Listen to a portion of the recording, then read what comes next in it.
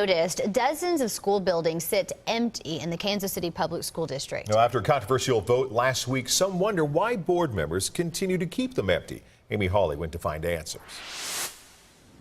Well, Westport High School, an iconic building that sits on 39th Street that we all know and have come to love, it has sat empty since 2010, and that means no more kids coming in and out, going in and out of that front door there at the high school that used to be so busy, as so many parents are pulling their children away from the unaccredited district. Last week, the board had an option to sell this and didn't, and now parents who are willing to stay here, they want to know why. Nearly every day, this Academy Lafayette Elementary School dad is one of the few parents in the urban core who gets to walk his kids to and from school.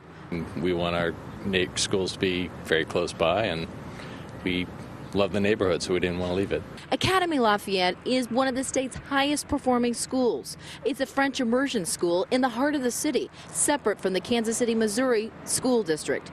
Expensive private schools in the city aren't an option, and he says neither are the unaccredited Kansas City public schools. So without Academy Lafayette, he'd leave the city, which is why it makes him and others angry that the school board last week voted to either stall or stop the sale here at Westport High School for Academy Lafayette to add an international baccalaureate high school to its K-8 program. If that high school option was open, we'd probably stay in our house until our kids graduated.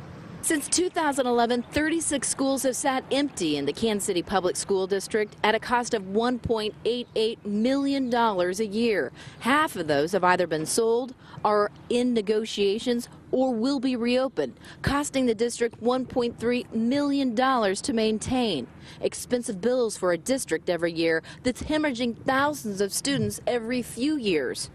Real estate deals aren't easy. We're working to move as many of them towards productive reuse as we can.